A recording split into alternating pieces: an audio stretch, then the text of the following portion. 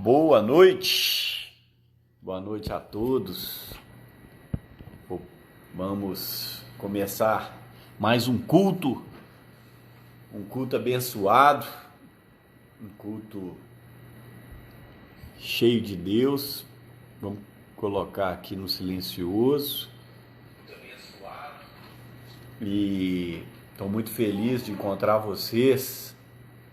Fala Tauer, Luciana, Flávio, Gui, Zé Rogério. Saudade, viu? Queria estar fisicamente com vocês, né? Privilégio muito grande da gente adorar a Deus juntos. E seria melhor se a gente tivesse fisicamente juntos, mas hoje nós temos um dia tão especial, né? A Páscoa, o domingo da ressurreição, é um domingo muito especial, são lembranças que transformam a vida da gente, né? Lembrar do Evangelho, lembrar do que Deus fez e o que Deus é por nós, né?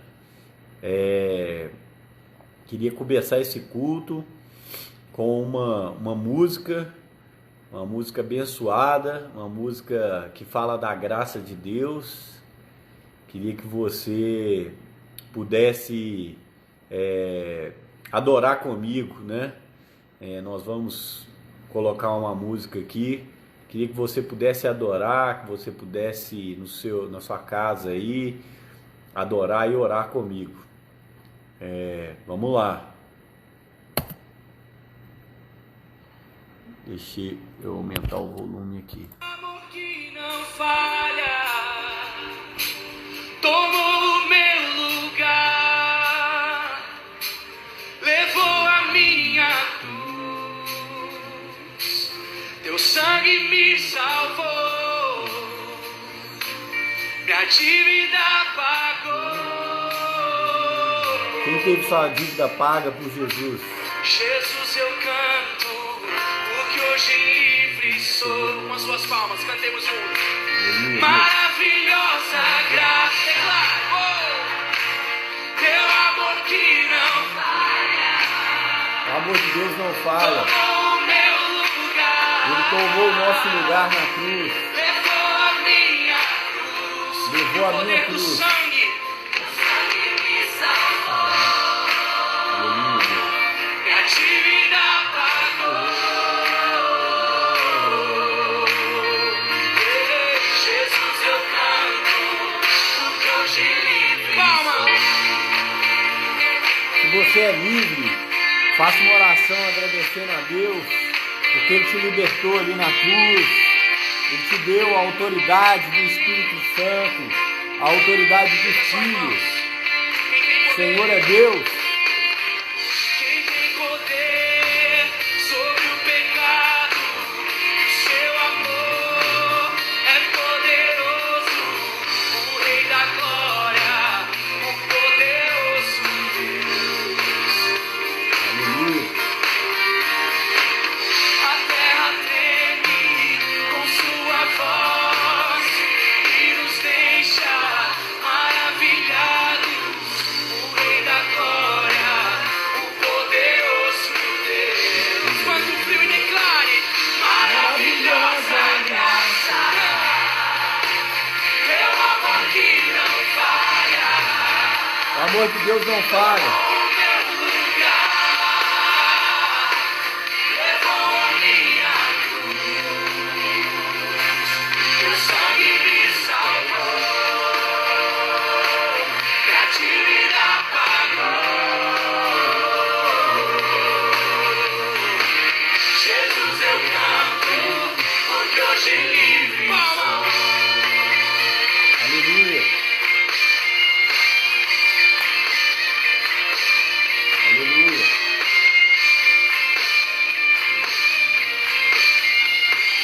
A resposta ao mundo que vivemos é o Senhor, declara. És quem traz paz ao caos dos homens, é escudo aos indefesos, o Rei da Glória, o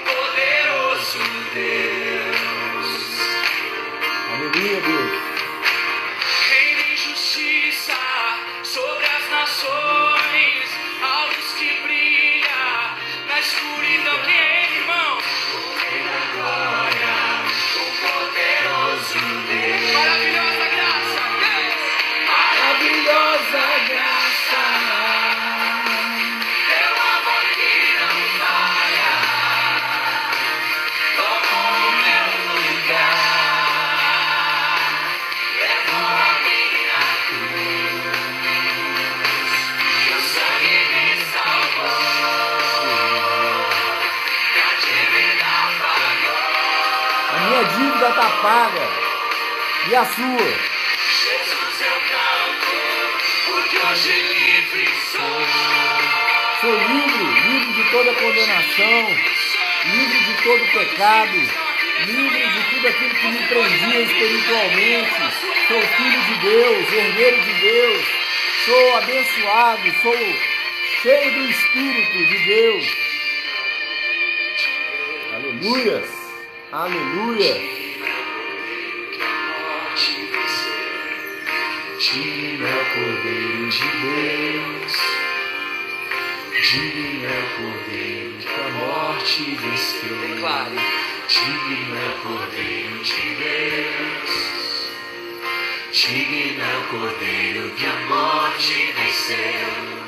Digno é o Cordeiro de Deus. Declare aí na sua casa. Digno é o Cordeiro que a morte venceu. Digno é o Cordeiro de Deus. Digno é o Cordeiro que a morte venceu. Digno é o Cordeiro de Deus. Digno é o Cordeiro que a morte venceu. Digno é o Cordeiro de Deus. Digno é o Cordeiro que a morte venceu. Digno é o Cordeiro de Deus. Amém. Oh Deus, muito obrigado, Deus, pela tua graça, pela tua maravilhosa graça derramada, Jesus. Quem somos nós, senão filhos que receberam adoção por meio do teu sangue, Jesus? Quem somos nós, Deus, para dizer que temos acesso ao Pai, senão pelo teu sangue que pagou os nossos pecados, que nos limpou de toda mácula, de todo pecado, de toda falha, de todo erro. Oh Deus, quem somos nós, Deus, senão filhos, Deus, totalmente imerecidos, Deus. Nós somos filhos porque o Senhor nos escolheu, nós somos filhos porque o Senhor derramou graça sobre nós, nós somos filhos porque o Senhor nos amou até o final, Deus. O Senhor foi fiel, o Senhor nos desejou, e ali na cruz, Deus, o Senhor fez o teu amor se concretizar. Ali na cruz, no ápice do teu amor, Deus, o Senhor concretizou a tua vitória na cruz e na ressurreição. Oh Pai, muito obrigado, Jesus, por essa Páscoa maravilhosa. Obrigado, Jesus, por a tua revelação. Aleluias. Glórias a Deus. Aleluias. Pessoal, entramos então na nossa palavra e eu gostaria de te perguntar se você tem lido esses dias a palavra de Deus e se você tem lido o que aconteceu na Páscoa, né? Primeira coisa, eu queria falar que em Marcos 16, queria traçar um pouquinho do contexto bíblico para vocês. Marcos 16, versículo 1, fala o seguinte: quando terminou o sábado, ou seja, o dia posterior à crucificação, Maria Madalena, Salomé e Maria, mãe de Tiago, compraram especiarias aromáticas para ungir o corpo de Jesus. Repare então que as pessoas próximas de Jesus, Maria, Madalena, Salomé elas foram ungir o corpo de Jesus. A crucificação tinha acontecido na sexta-feira, que precede o sábado, era um dia santo, e eles não tiveram tempo de prestar todas as honras ao corpo. E aí eles separaram, esperaram o sábado às 18 horas, compraram especiarias e foram lá prestar uma honra ao corpo de Jesus. Repare então que as pessoas, essas mulheres que eram próximas a Jesus, elas não esperavam a ressurreição. Elas foram ungir o corpo. Elas não foram encontrar com Jesus ressurreto, elas foram ungir o corpo. No versículo 2, a gente percebe também, na sequência, Marcos 16, versículo 2, a gente percebe o seguinte: no primeiro dia da semana, bem cedo, ao nascer, elas se dirigiram ao sepulcro, perguntando umas às outras: quem removerá a pedra para nós da entrada do sepulcro? Elas estavam extremamente ansiosas de prestar aquele culto e elas não sabiam como remover aquela pedra, né? Era uma pedra extremamente pesada, que tampava uma caverna, e aquelas 3 mulheres não teriam a capacidade, mas elas estavam indo na fé de que os soldados, alguém ia ajudá-las. E que mais uma vez comprova a intenção do coração delas. No versículo 3 fala: perguntando umas às outras, quem removerá a pedra? Quem removerá? E no versículo 4 fala: mas quando foram verificar, viram que a pedra, que era muito grande, havia sido removida. Entrando no sepulcro, então ficaram preocupadas. A pedra havia sido removida. E elas ficaram extremamente preocupadas. Com o quê? Vamos ler o versículo 5. Entrando no sepulcro, viram um jovem vestido assentado e ficaram amedrontadas. Elas estavam com medo. Elas estavam com medo de terem roubado o corpo de Jesus. Vamos ler agora o versículo João, capítulo 20, versículo 2. Vamos mais para frente um pouquinho. João, capítulo 20, versículo 2. Vai falar um pouquinho sobre este mesmo enunciado, agora pelo Evangelho de João. Então, correu ao encontro de Simão Pedro. Quem? As mulheres. Simão Pedro e do outro discípulo a quem amava, e disse: tiraram o corpo, tiraram o Senhor do sepulcro, e não sabemos onde colocaram. Essas mulheres estavam com o sentimento de que o corpo tinha sido roubado. Elas estavam perguntando: quem tirou o corpo? O que aconteceu? Onde está esse corpo? Agora vamos voltar um pouquinho mais para Lucas, capítulo 24, versículo 11. Lucas, capítulo 24, versículo 11, fala da reação dos apóstolos. Ou seja, as mulheres foram, presenciaram, elas ficaram amedrontadas, correram, contaram para os discípulos, e vamos ver o que os discípulos estavam pensando sobre a história, sobre a narrativa. O versículo 11 do capítulo 24 de Lucas diz o seguinte: mas eles não acreditaram nas mulheres. As palavras delas lhe pareciam loucura. A palavra delas parecia loucura. O que eles não acreditaram? Que alguém tinha roubado o corpo. Eles não acreditaram nessa história. Parecia loucura. E eu gostaria de te perguntar: você consegue, se você ler os evangelhos, perceber claramente que há uma descrença, uma falta de conhecimento da ressurreição?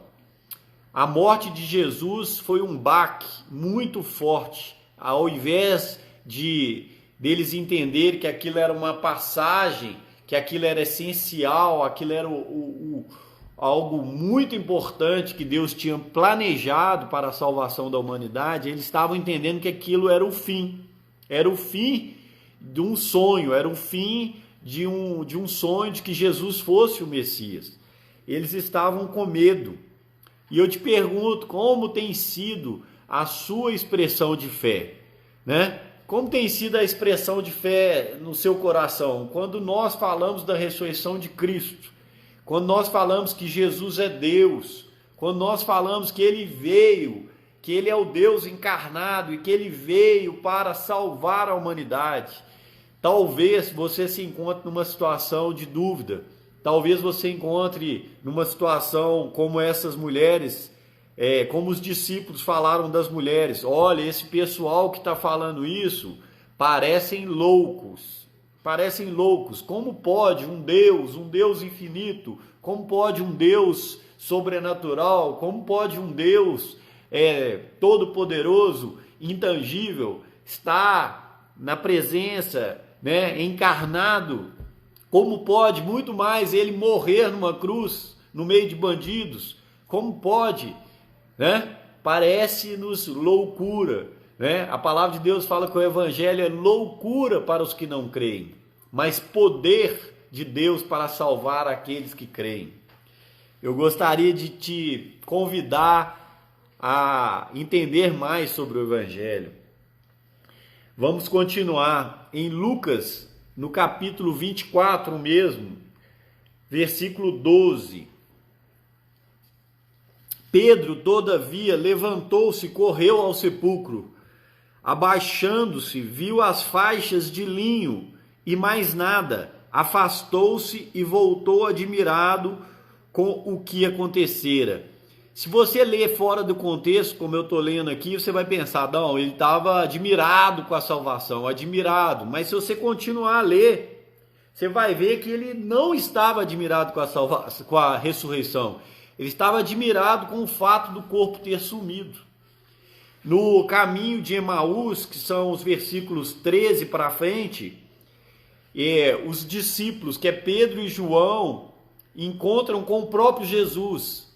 E eles comentam, né, que o que tinha acontecido, e eles não entendem a ressurreição, até o ponto de Jesus abrir os seus olhos. Eles não entendiam que Jesus tinha ressuscitado. Eles não entendiam.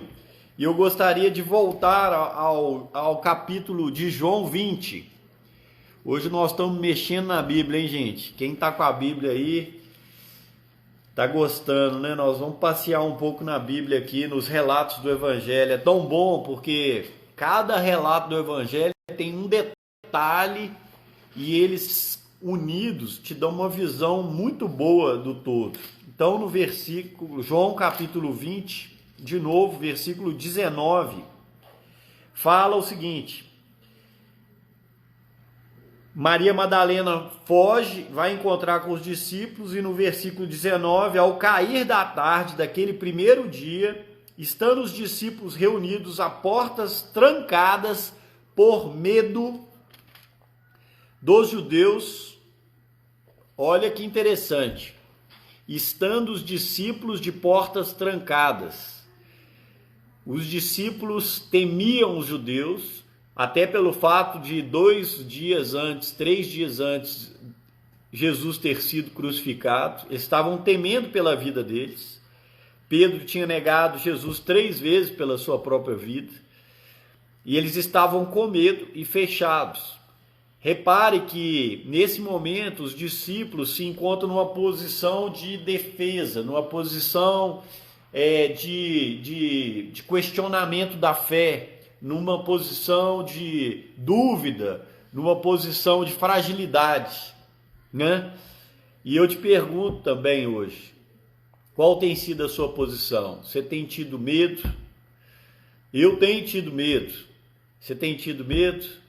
Medo das coisas darem certo, das coisas darem errado. Talvez você tenha tido medo da opinião alheia. Talvez você tenha tido medo do que as pessoas podem dizer sobre você. Talvez você tenha uma posição de fé fragilizada. Eu não sei explicar, eu não sei o que é, então eu prefiro ficar calado e de portas trancadas. Mas nós vamos ver aqui que algo especial vai acontecer. Algo especial vai acontecer. Os discípulos tinham medo e eles estavam confinados. Em Lucas 24, voltando agora a Lucas 24, nós vamos ver que algo especial vai acontecer, que vai libertar esses discípulos. Algo especial vai libertá-los do medo, vai libertá-los talvez da culpa. Pedro estava culpado, tinha negado Jesus, a culpa do pecado, a culpa da covardia, a culpa, dos nossos erros, das nossas falhas. Em Lucas 24, 37, gostaria de ler com vocês, a partir do 37, diz o seguinte: eles ficaram assustados e com medo, pensando que estavam vendo um espírito. E olha só o que aconteceu. Quem era o espírito que eles estavam vendo? Versículo 36, eles estavam assustados. Enquanto falavam, o próprio Jesus se apresentou a eles e disse: paz seja com vocês. Eles ficaram assustados, pensando que estava vendo um espírito. Mesmo com a presença de Jesus ressurreto na frente deles, eles ainda lutavam contra a carne, lutavam contra os pensamentos lógicos, lutavam contra o que tinha acontecido. E eles dizem: por que vocês estão perturbados? E por que levantam dúvidas no coração de vocês? Gente, existe algo sobrenatural aqui. A ressurreição de Jesus é algo magnífico, é algo extraordinário. Se você entender com a sua mente e com o seu coração, você crer, algo sobrenatural acontecerá no seu coração. Algo incrível. A Bíblia diz que isso foi algo que aconteceu no coração dos primeiros discípulos. E eu creio que Deus quer dizer para você hoje que algo sobrenatural, algo incrível, extraordinário vai acontecer no seu coração.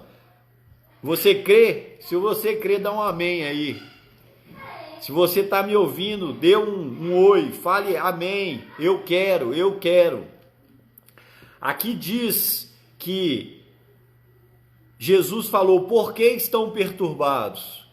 Por que estão perturbados o coração de vocês? Por que levantam dúvidas? Gente, por que nós vamos levantar dúvidas? Por que nós vamos ficar ansiosos? Se Jesus, Ele mesmo, ressurreto, apareceu aos discípulos e disse: por que vocês andam perturbados? Significa que nós podemos ter a segurança de que Deus ressuscitou dos mortos e Ele tem um plano para a nossa vida.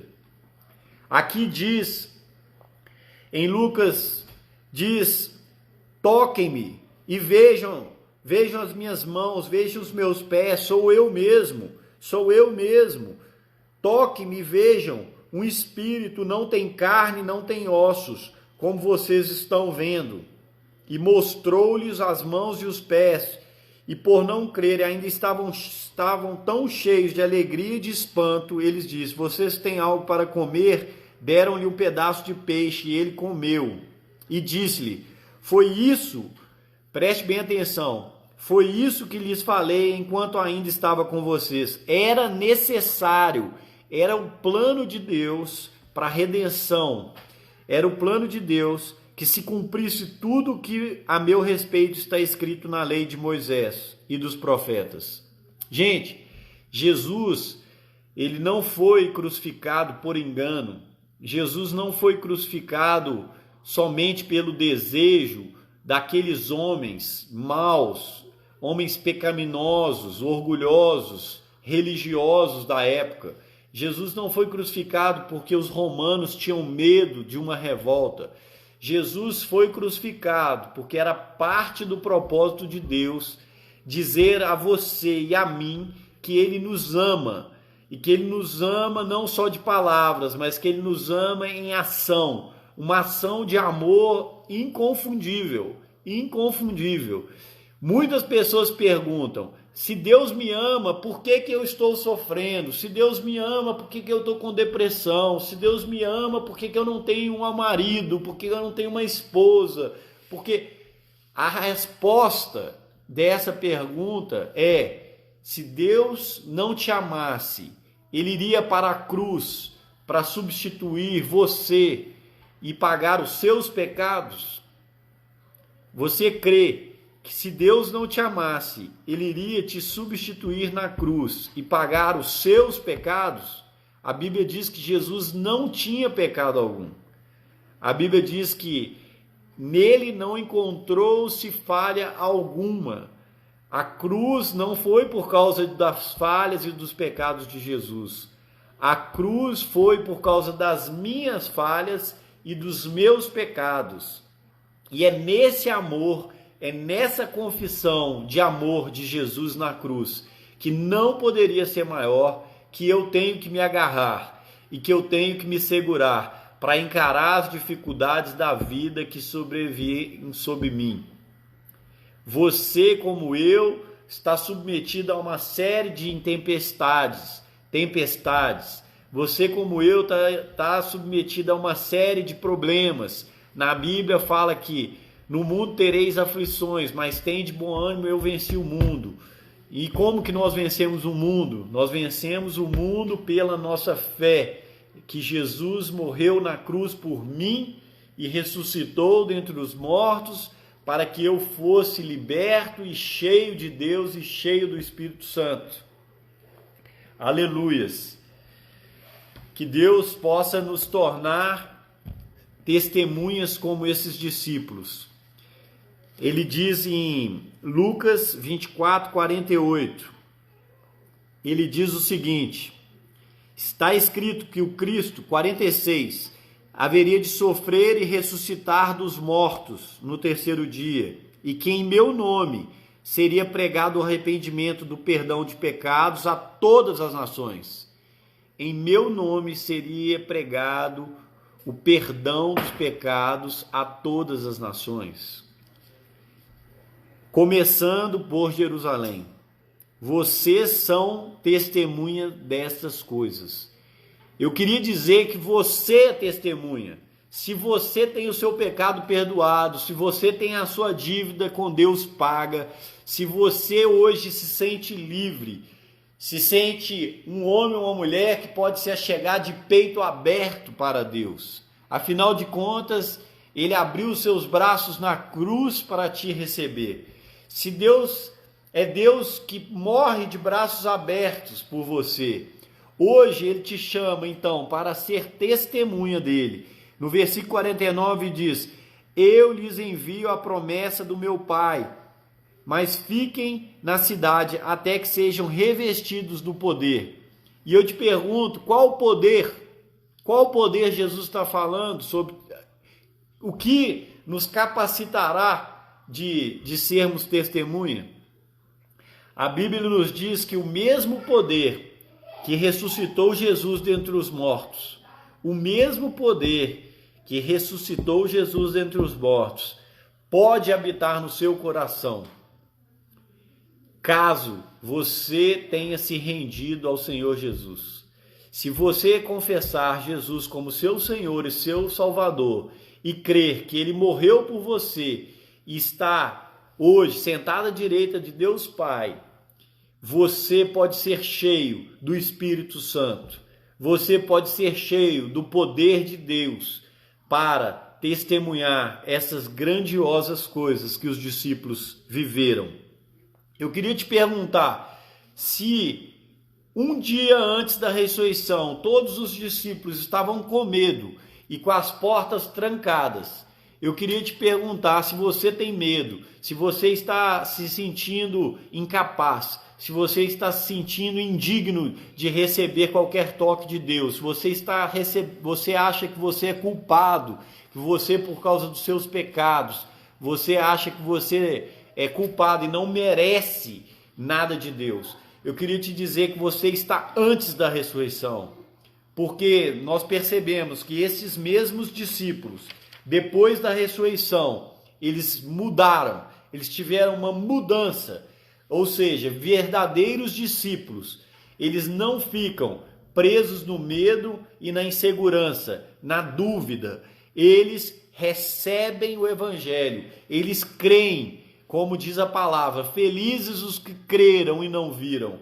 E eles vivem uma mudança de vida fundamental, uma mudança no coração, são cheios do Espírito Santo e são enviados a testemunhar isso a todos.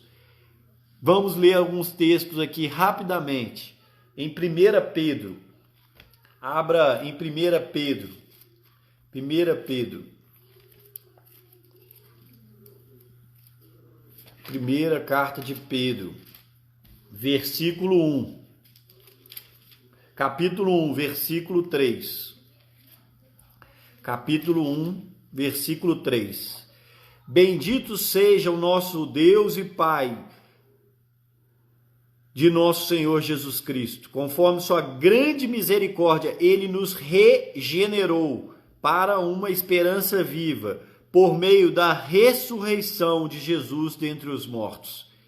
Repare que ele nos regenerou.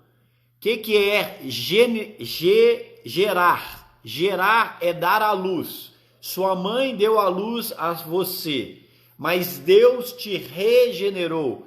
Ele te fez nascer de novo. No momento que você crê na ressurreição de Cristo, ele te faz você nascer de novo.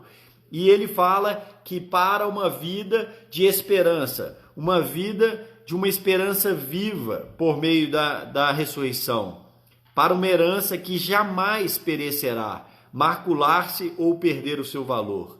Repare que Deus tem um propósito para a sua vida. 1 Pedro, versículo 4, foi o que eu li. Mediante a fé, vocês, versículo 5, mediante a fé, vocês são protegidos pelo poder de Deus.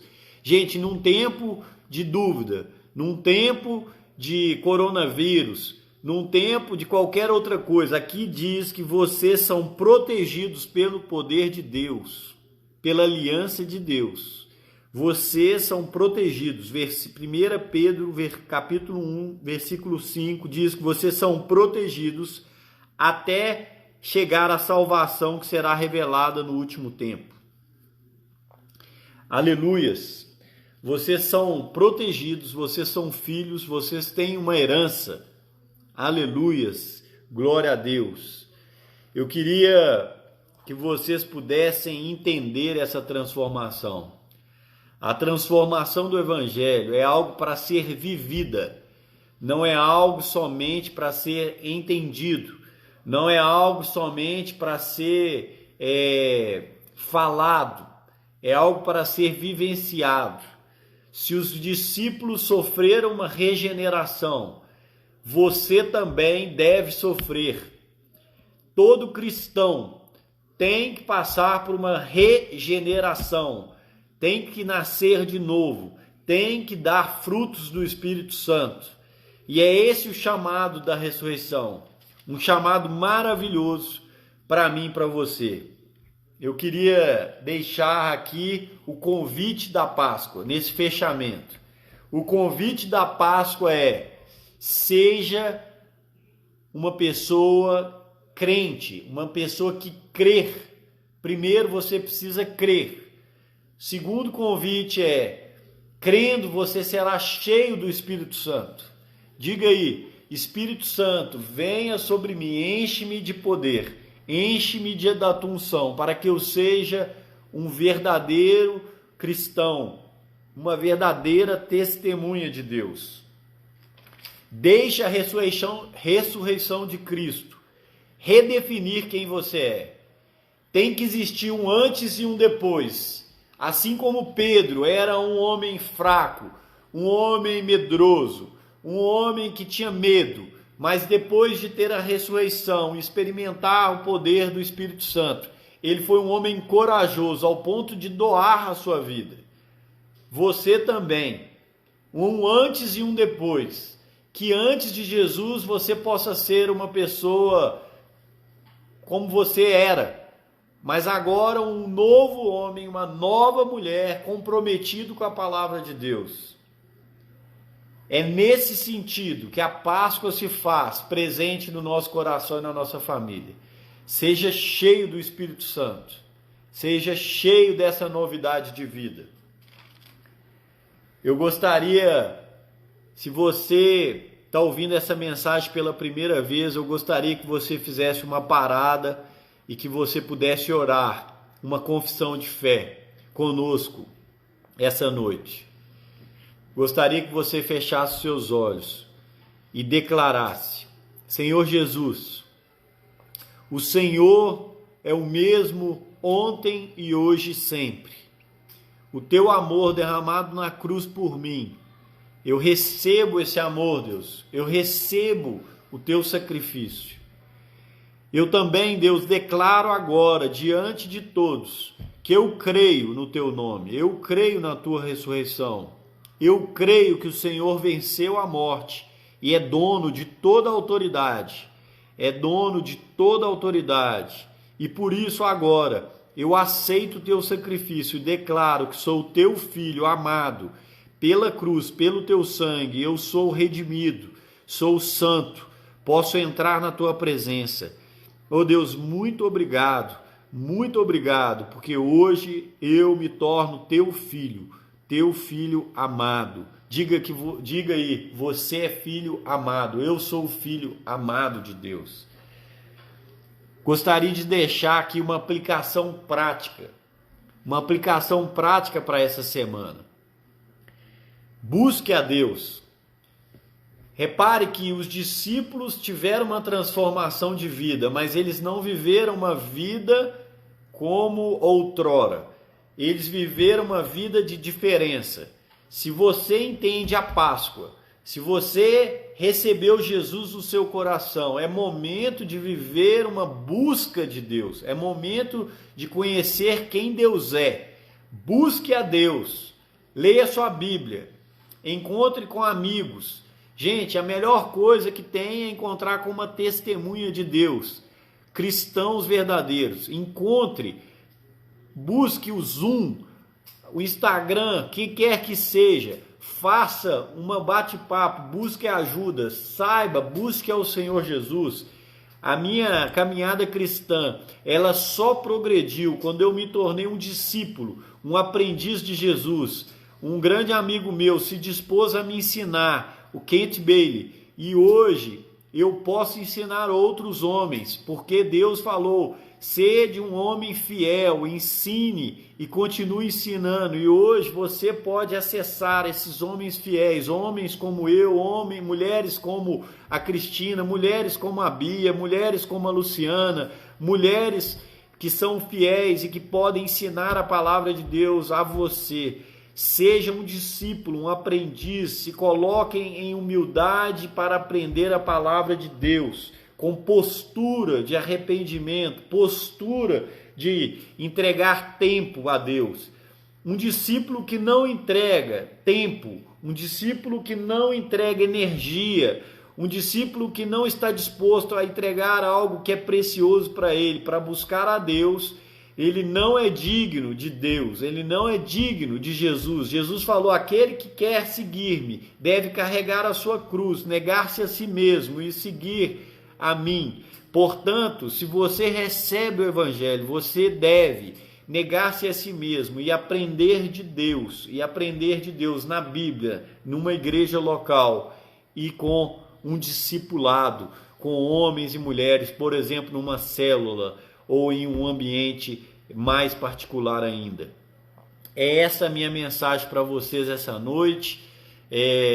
Eu agradeço a presença de todos, fico extremamente feliz de podermos estarmos reunidos aqui através dessa ferramenta. Nós queremos nessa noite cear. A Bíblia nos diz que Jesus, naquela noite, Jesus tomou o pão. Eu gostaria que você pudesse pegar o seu cálice com suco de uva ou o seu vinho e o pão. Eu gostaria de abençoar os elementos da ceia e que nós pudéssemos orar nesse momento. É um momento incrível, é um momento onde nós, alguns milhares de anos depois, podemos dizer, o Senhor vive para sempre, aleluias. E nesse momento nós vamos tomar do teu sangue, Jesus, que é este vinho, e vamos comer da tua carne, que é este pão, e vamos lembrar a tua memória. Gostaria de abençoar agora os elementos da ceia. Coloque os elementos da ceia diante de você. Eu gostaria de abençoar os elementos. Ó Deus, a tua palavra diz que o Senhor Jesus, naquela noite, tomou o pão e o partiu e disse: eis o meu corpo que é dado por vós. Ó Pai, da mesma forma o Senhor tomou o vinho e disse: eis o meu sangue, o sangue da nova aliança, que é entregue, derramado por ti. Ó Pai, eu te agradeço pelo teu sangue derramado na cruz, eu te agradeço pelo teu corpo que foi esmagado pelos meus pecados. Eu agora consagro, Deus, os elementos da ceia. Eu consagro agora este pão e eu consagro, Deus, este vinho, esse suco de uva. E nesse momento, Deus, eu peço para que todos possam tomar o seu cálice e comer do teu corpo, Deus. Gostaria que você tomasse agora a sua ceia. Eu gostaria de colocar aqui. Você pode, por favor, tomar a tua ceia. Gostaria de que você pudesse, nesse momento, ó Deus, nesse momento nós entregamos, Deus, as nossas vidas, nós entregamos a nosso orgulho, nós entregamos, Deus, tudo aquilo que tenta chegar ao Senhor pela carne, pelo orgulho. Nós declaramos que a única coisa, Deus, suficiente para chegar ao Senhor é o sacrifício da cruz. Nada que eu possa fazer faz com que o Senhor me ame mais. Nada que eu possa fazer faz com que o Senhor me ame menos. A cruz é suficiente. Nada mais, nada menos. Por isso, Deus, nesse momento, nós cearemos em memória de Ti. Ceemos.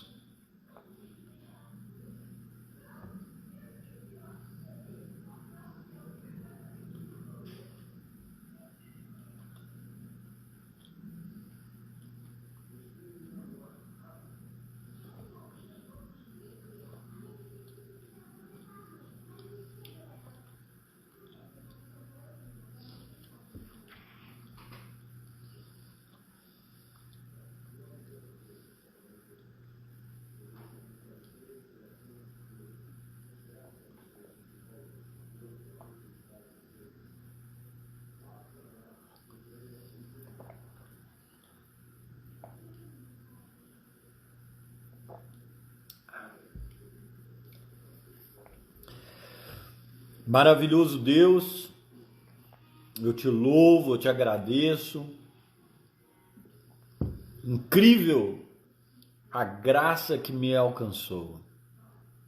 A graça que me alcançou. Ó Deus, nesse momento que o Senhor invada os corações, Deus. Invada os corações, Deus, que estão conosco, Deus. Que a graça os alcance. Maravilhosa graça, alcance, Deus,